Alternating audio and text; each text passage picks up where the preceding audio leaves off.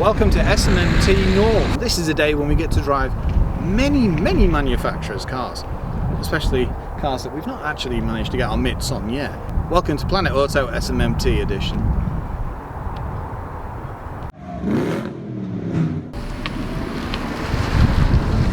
The new 500e, I first saw this at Electric Avenue at Goodwood Festival of Speed. And that's the thing about that place, you get to see everything that's cool. Ah, this is cool. Now believe it or not, it's actually 98% new. Yeah, you wouldn't think that looking at it, because it kind of looks a bit like a classic 500, but no, new platform, the lot. With a nod to the iconic 1957 design, cue the LED side indicators, the new Fiat 500e is perfect for the urban jungle. It comes with 2 powertrains, 2 models and 4 trims. The 23.8 kilowatt-hour battery gives you a range of 118 miles, and the 42 kilowatt-hour battery provides a range of 199, which increases to 285 miles in the city. Both the hatchback and the convertible are available in the La Prima, the Icon and the Red trims, with the Action trim available for the hatchback only. The model we had was fitted with the tech pack and had adaptive cruise control, parking sensors, blind spot warning. You can also option up with the other packs: Comfort, Style, Defence and iPack, including dedicated sequel seats in the Red and a 7-inch digital cluster in the Action. There's also a range of alloy wheels available. Prices start from just under £24,000. Cute and aggressive, a bit like a vicious teddy bear, especially with things like these eyes and the daytime running lights as well. It's just super cool. 500 across where the grille would be, and the clamshell bonnet as well. And this is rose gold, so anybody who's got an iPhone will recognise this colour. It's just funky. This is in the Icon trim, and you get these rather, I think they're a bit like Super Turismo wheels from back in the day, but they really suit it. Some of the design language, for example, this big chunky mirrors, rose gold too, and keyless entry. The other thing about this car is it does have a few Easter eggs, but we'll have a look at those on the inside. This looks heated. As I mentioned, it's totally new, but it still resembles the classic so much. Everything down to the shape, even the profile of the back, maybe a little sharper, but you can still tell exactly what it comes from. Rear LEDs with 500 idents here, and this is where you charge it. Type 2 and rapid, also home charge as well. So if you've got a wall box, you're going to be saving yourself so much money on petrol. Rapid charging gets you to an 80% charge in just 35 minutes, and you can even manage your 500e with the smartphone app. Idents include things like this as well.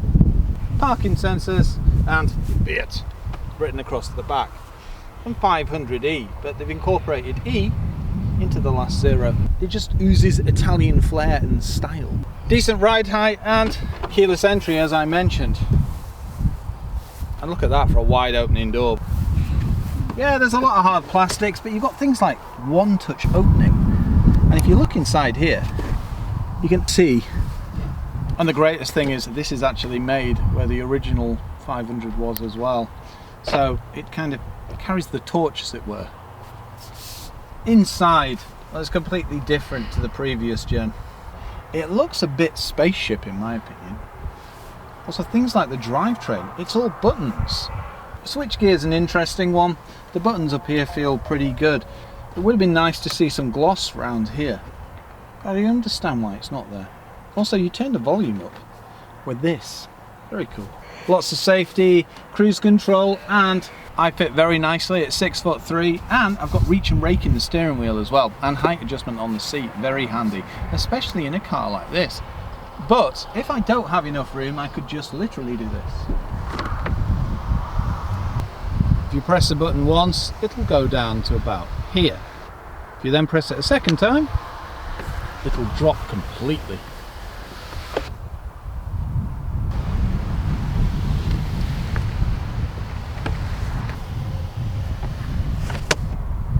You can even get this on the Prima with Fiat written all over it. Now on the inside, as I mentioned, you've got hard plastics, but there's some really funky elements in here. For example, the seats are 100% recycled, and they're made by a company called Sequel. And you've got memory foam in the headrests as well. Isofix points, and they're just trimmed very nicely and just suit this style of car. An Easter egg here is the Torino skyline as well. USB. It's a nice comfortable driving position. You've even got an armrest in the centre as well. And if your one touch button decides to not play games, then you can literally just lift that flap. And decent sized infotainment screen as well. Oh, it's an impressive little city car. Don't think I'm going to go for the back seat on this one, because there's no way on earth that I would be able to sit in the back and have my seat as it is now. But with two children in the back, it'd be perfectly fine, and smaller adults as well. Boot, well, yeah, you got no false floor, so your cables are going to sit there. But it's exactly what you expect in a car like this. It reminds me of my Mark 1 Golf Cabriolet. Welcome aboard the Fiat 500e. Got a range of 199 miles and some interesting driving modes, including a one pedal mode. And there's no levels of regen, bar one, and that's in one pedal mode.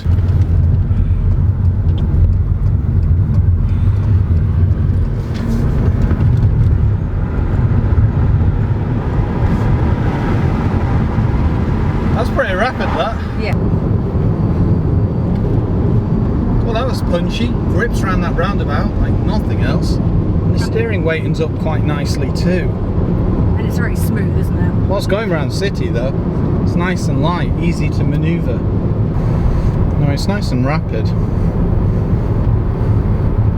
Fiat 500 has always been one of my favourite little pocket rockets. And the fact that this looks so much like the original really floats my boat. Drives well. Limited roll. There is a bit, but it's supposed to be a comfortable city car. It's only when you put it in normal mode that you can really push it. I've also got one pedal mode as well, which then means it introduces regen braking. This feels like it'd be a lot of fun. You can feel it pitching and rolling, which is nice. I've really chucked this around on the back road.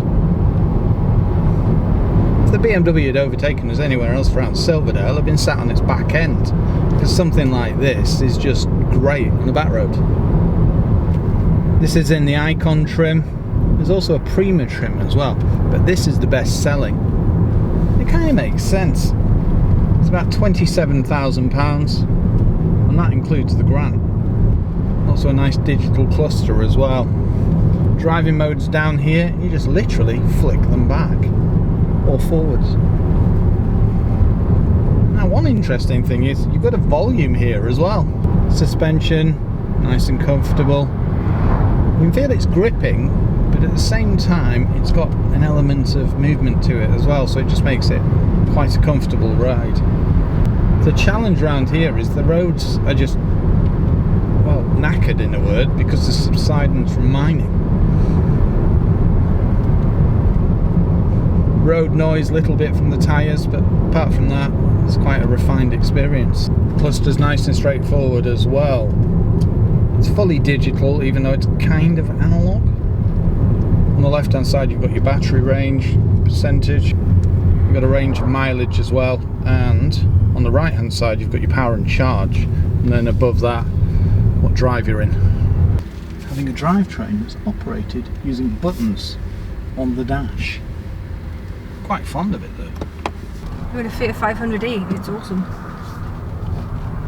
Let's do a bit of a 0 to 60 launch. We're in normal mode, and let's just floor it. Pretty quick at taking off. Up to 40, pretty rapid. Now we're at 60. So yeah, fast enough. Good feedback with the steering as well. Weirdly, it feels a bit Abarthy, just not quite as tight. I wonder if they'll do an Abarth variant of this. No, because it's got a wheel at each corner. It corners well and it feels well planted. There's enough body roll to make it comfortable, but not to make it feel ungainly. Right, let's try some of the driving modes. So that's gone into range, which means it shuts off things like air conditioning and anything else that'll deplete. And then after that you've got another one. If you hold it back again, that puts it in Sherpa mode, and that's basically I want to get home. So the regen's pretty damn heavy in that. If we go back up to range, yeah, quite heavy regen in that, and there is no levels of regen, it's just literally one. Go back into normal, no regen. Oh, fun. Yeah, it corners well, doesn't it? It does. Decent brakes, good visibility, and overall, a nice car.